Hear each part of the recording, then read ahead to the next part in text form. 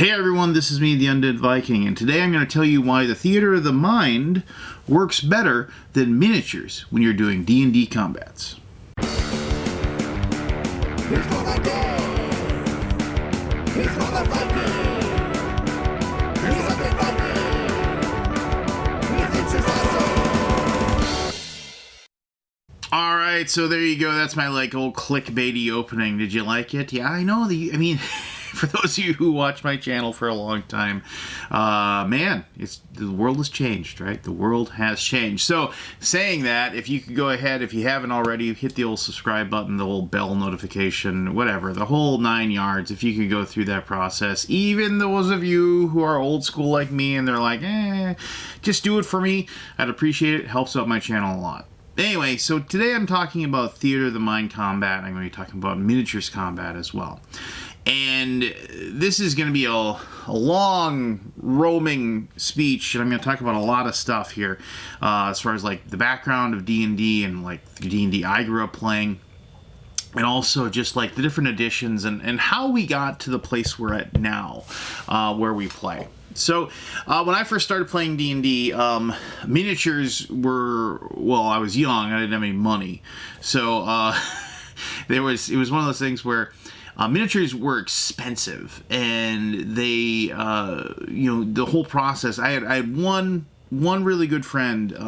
His name was Skip, and he dove into the whole miniatures thing hardcore. But that was back when all the miniatures were metal, and I mean pewter, lead, whatever they were. So but he would paint them. And we would have them for use when we would play D&D, but we rarely used them ever. Mostly because we just didn't have enough. We didn't have enough, when you were having combats with 5-6 orcs, you just didn't have 5-6 orcs. When each person has I'm an elf wizard with no hat and a cloak, but I'm wearing padded armor, and it's just you're looking through the miniatures, and there's nothing that would match that, right? So we just didn't use miniatures, as most people didn't. Sometimes you would have miniatures set up to show your marching order, things like that, where we would process that. But as far as actually having a grid down, placing miniatures down on there to show where we were at and things like that, we just didn't do it. It was all theater of the mind. It was all okay, yeah, those orcs are about 20 feet away from you. You can shoot your crossbow at them before they get to you, that sort of thing. And if you go back to the original rules of D&D, this is not a rules video, which rule set is better. Maybe I'll do one of those eventually, but when you go back to the original rules of D&D, the combat, the process of combat was set up in such a way that you weren't using miniatures. It was just kind of commonsensical. You would say okay, well, combat starts if people aren't next to each other. Range spells and missile attacks go first, and that could be throwing bottles of oil, it can be shooting bows, casting magic missile, whatever, that whole process, right? And then we move forward, people meet up, and now they can start beating each other to death with their swords. And then so after that, it was one of those things where it's if you were on the outskirts, things started kind of happening simultaneously. Yes, you still had initiative and you went through that process, but in our mindset, it was both the players and the dungeon masters' purpose and role in combat to kind of describe where you're at, what you're doing, and then ask questions about whether or not you could do certain things. If you were in a crowded tavern, you could ask, can I jump up on a table so I can get, I can swing my sword over the crowd to get to the person that's over there? And there was rules for being higher than an opponent and having bonuses to attack, that sort of thing. And then we had crazy things happen. I can remember one time we were playing a Dragonlance campaign, and my friend Chris, they were fighting in some like pit or something like that, and I wasn't running the game, but Chris's character asked, can I jump off of the ladder I'm on and jump onto the back of that draconian that's flying around, and attacking us? And the dungeon master said, yeah, sure, go ahead. And of course, there was a check, and he made it, and then him and the draconian like tumbled down the pit and landed and fought down there. But that wasn't represented by miniatures at all. And this is the way we played. I mean, and it was actually one of those things where I think like it helped our imagination, it helped our creativity, and it really, really helped the dungeon master in a way that like combat was fast and loose. People weren't like agonizing over which 5-foot square they were gonna be in. He didn't have to run 27 different monsters and move them to different places on the board and those sorts of things. And you just didn't have to. The bookkeeping of the situation was, okay, these skeletons have 8 hit points each. These orcs have 4 hit points each, and that priest has 12 hit points. And that was the bookkeeping that the dungeon master had to take care of. Everything else, as far as placement and things like that, admittedly, it is kind of silly when you think about it.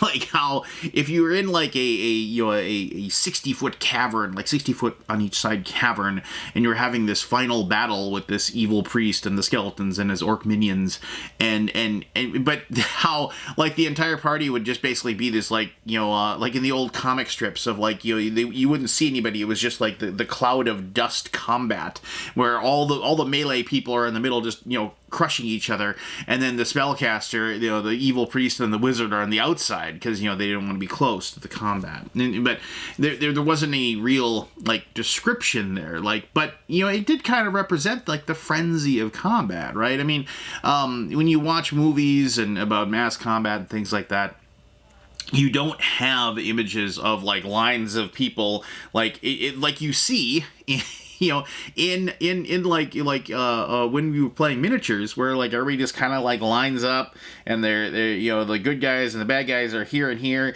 and like when one person drops, maybe they kind of fold in a little bit.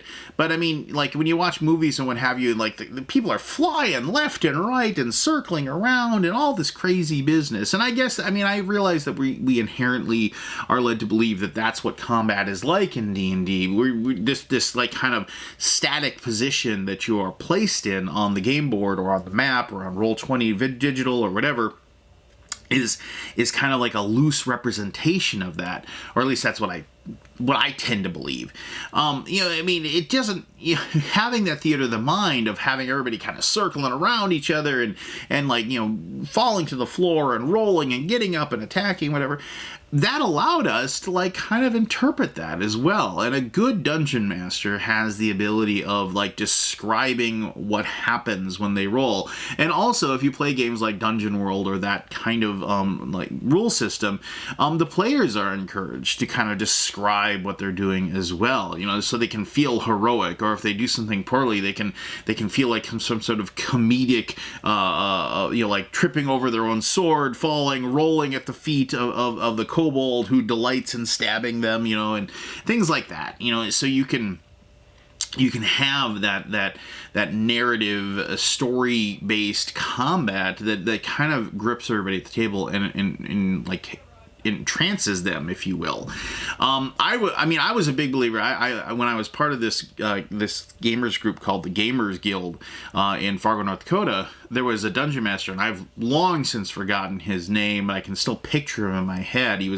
I was in junior high. I must have been like 12, 13 years old, and this guy was a college student. And whenever he ran, and he was able to run groups of 9, 10, 11 people my age, like little snot-nosed kids, basically. And he was able to keep us all under control because he was so engaging with how he would describe the combat. No miniatures on. He was the first person ever in my life that brought a dry erase board, and so he'd use that to draw what you like the castle, to show you what you had and things like that. So you could point to things. It's like, oh, I want to go check out that statue, or oh, I want to go and see what that treasure chest is, that kind of thing. And you'd point to things on the board, but we didn't have any miniatures or anything. And when he came to combat, he was super descriptive. He talked about how the orcs smelled and like what their weapons looked like. And when we got the killing blow, he would describe in vicious detail how, like, you know, the orc isn't able to raise his shield in time, and you battered his hand away, and you plunge your short sword into his heart, and you listen to him scream as he dies, and blood pours out and sprays on the wall next to you. And we were all like, yeah, that's awesome, right? And so all of those things were really cool, and they are all theater of the mind. Now, talking about like gridded combat for D&D. Now, obviously, like, you know, in my opinion, like, there would always be like this thing where people, it's like, you can use miniatures if you want to for D&D, but, you know, you don't have to. But once 3rd edition came out, it was like, here are the specific miniatures rules for combat, how far you can move, how what a 5-foot step is, and things like that, what they had. And I remember I said to my buddy Joel, I said, I feel like they're introducing these rules just so they can sell more of their miniatures. And he disagreed with me. And I still feel that they did that. Because if you look at the D&D miniatures line, how many thousands of different miniatures are in that line?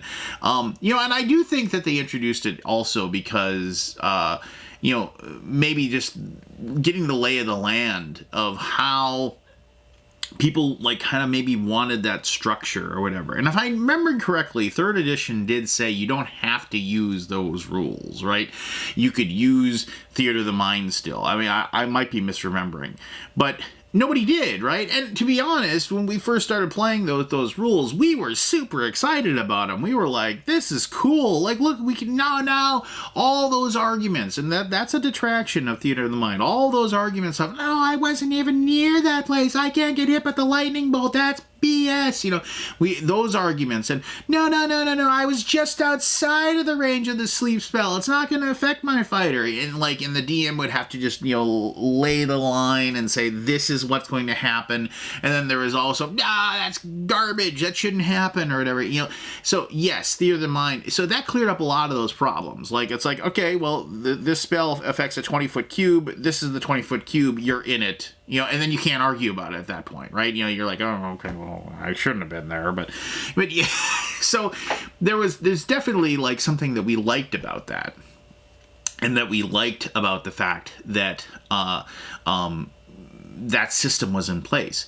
But, you know, and then we moved to 3.5, and like obviously 4th edition was basically like, you know, as I've said, and many other people have said before me, was basically an MMO on the table.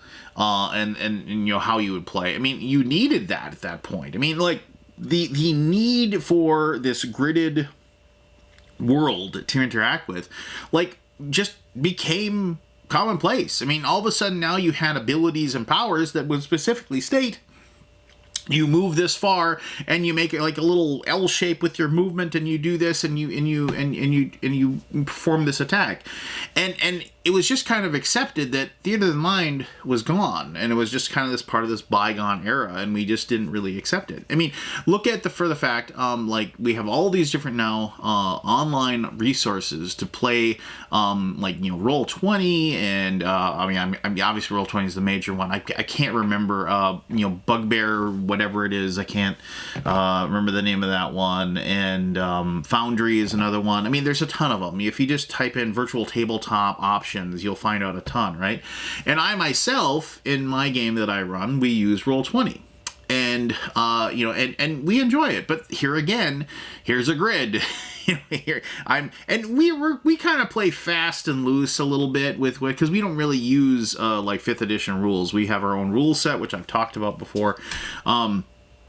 But, you know, when it comes down to it, yes, it's like, can my character make it from here to there? Your movement is this. Could you make it that far? We use the grid for that.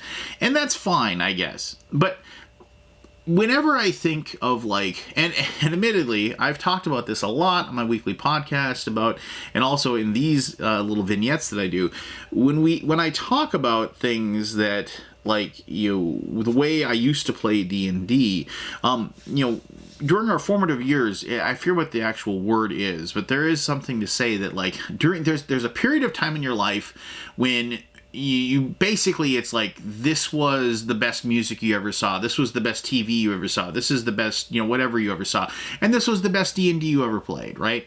And you get into that mindset where, it's like, oh, well, when I played D&D with my 6 buddies every day after school for 5 hours, and we just sat there laughing and giggling in my basement for, it's like, yeah, of course that was the best ever time I ever had. Because, I was a kid. I didn't have any other concerns or problems or whatever. Everything else in my life was taken care of.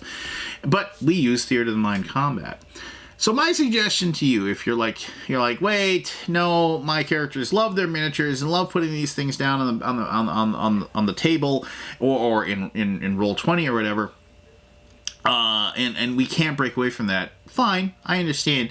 And if you were using a more modern rule set, whether it is Pathfinder or D&D 5th edition, I should say Pathfinder 1 or 2, obviously breaking the hold of that gridded combat of miniatures on a table, that's going to be tough. That's going to be tough for you to bust that open, and because you're used to that, and you're like, it's in your wheelhouse.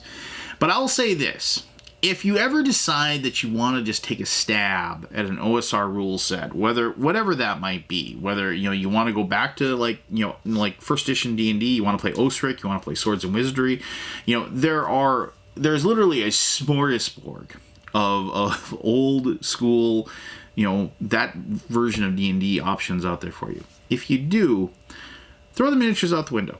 Just do it. Just tell your players, you know what, we're just gonna think of this room, and I'm gonna do the best job as I can as a dungeon master to kind of describe the room to you, tell you what's in it, and you're going to be able to react to that.